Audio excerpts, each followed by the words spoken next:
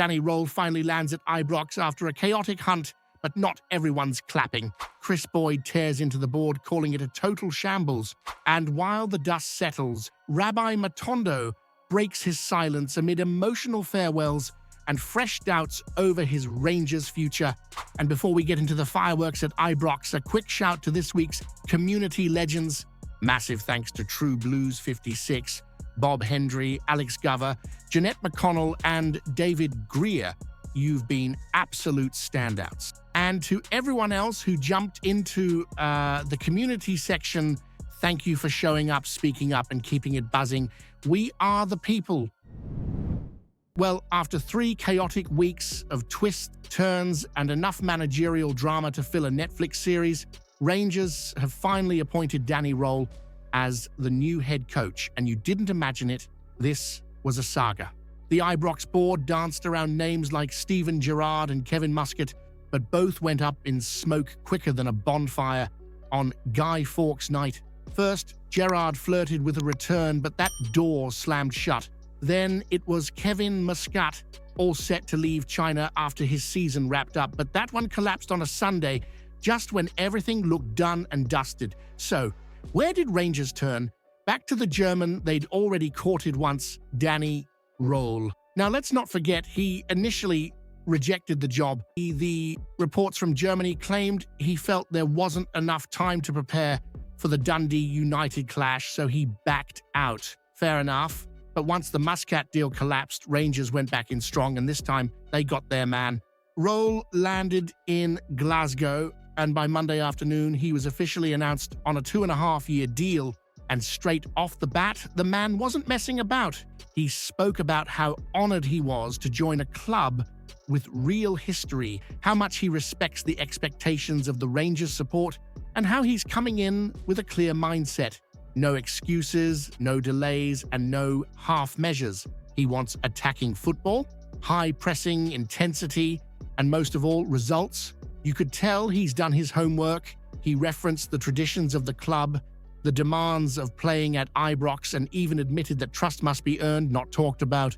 But he's convinced Rangers still have everything to play for across all 4 competitions. Now here's something that stood out. He's bringing experience from Bayern Munich, the German national team, and RB Leipzig, 7 trophies in 18 months at Bayern, Champions League winner, worked with Hansi Flick and Ralf Rangnick, so he's not turning up empty-handed. But experience on the touchline is one thing. Getting these players firing again, that's the real test.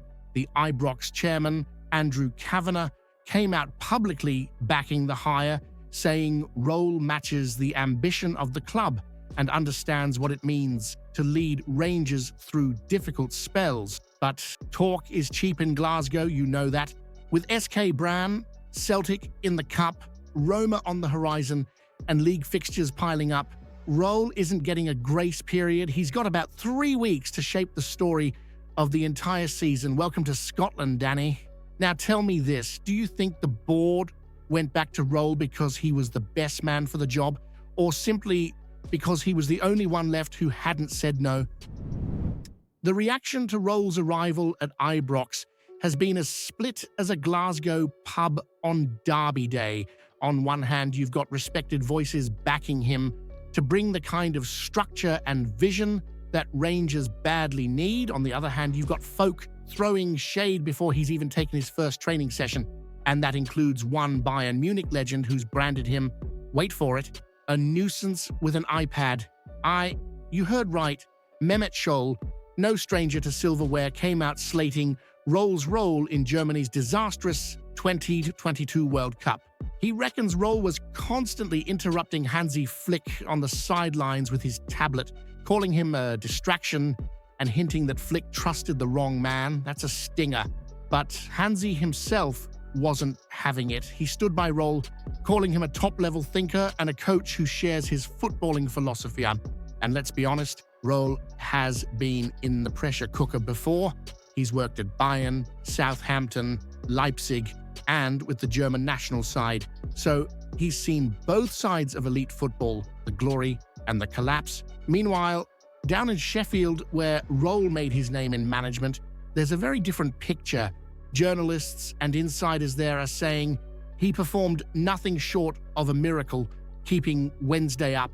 Rob Staten, who covered him throughout, said comparisons to Russell Martin are pure nonsense. Instead, he likens him more to Enzo Maresca, another championship product who's now winning silverware with Chelsea. According to Staten, Rohl was adaptable, tactical, and willing to make changes mid-match, unlike Martin, who stuck rigidly to his failing system. And then there's Barry Bannon, that wee midfield terrier who trained under Rohl at Wednesday. While he's had nothing but praise for Rohl's methods, he still made headlines for the wrong reason. When asked by ex-Rangers man Josh Windus who he'd support in the upcoming Old Firm semi-final, Bannon laughed it off and said, "What a silly question," showing he's still firmly in the Celtic camp. All friendly banter maybe, but it's a reminder that even with allies from his past, Rohl's allegiance now lies deep in Govan. And here's the bit that'll really get you going. The talk of who Rohl might bring in, whispers are flying about a £5 million rated player potentially coming in under his watch.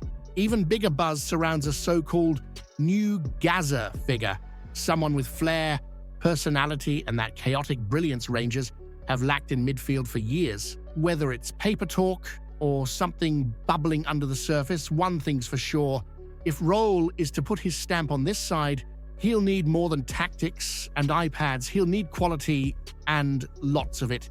He's said all the right things, but the matches come thick and fast. Brann, Celtic, Roma. It's a baptism of fire. He wants to win now, not in 2 years, and that might just be music to your ears if he can back it up. Can a so-called miracle worker with a clipboard and an iPad actually survive the madness of Ibrox, or will the noise from pundits like Scholl turn out to be warning signs we ignored too quickly? Kris Boyd's had his say, and let's just say he's not sugarcoating anything. The former Rangers striker has come out swinging, branding the whole managerial recruitment process a shambles from start to finish, and you can tell he's not just frustrated. He's genuinely raging at how it was handled by the Ibrox top brass. Boyd laid it out on Sky Sports, blasting the back-and-forth circus that saw names like Steven Gerrard and Kevin Muscat come close only to vanish just when you thought the deal was done.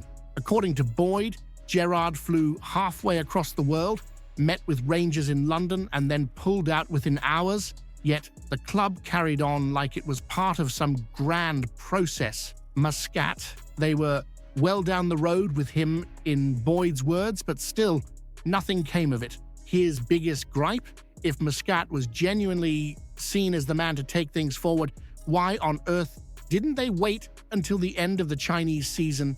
Now, Boyd isn't taking aim at Danny Rohl himself, not yet anyway, but he's made it crystal clear Rohl walks into Ibrox under massive pressure, not because of who he is, but because of what's gone on around him. The board's dithering has left little margin for error. Boyd says it plainly: Rohl has to get results, and fast. There's no grace period, no time to bed in, just a need to win. And he's not letting the board off the hook either. Chairman Patrick Stewart, Sporting Director Kevin Thelwell, Andrew Kavanagh, and Para Agmarath, all of them, in Boyd's eyes, have questions to answer. He's not buying the line that this was just a careful process leading naturally to Rohl. He sees it as botched negotiations, broken promises, and a club scrambling to steady the ship. One of Boyd's most telling points is about perception. If Rohl had been appointed within days of Russell Martin's sacking, supporters might have seen it as bold, decisive, maybe even exciting. But after weeks of leaks, rejections, and chaos, it's felt more like settling for what was left on the table. That's the damage this whole situation has done. Rohl now has to not only turn around a football team, he's got to rebuild confidence in the very decision-makers who brought him in. If Rohl doesn't hit the ground running, should the blame fall on him or on the so-called leaders above him who turned the hiring process into a farce.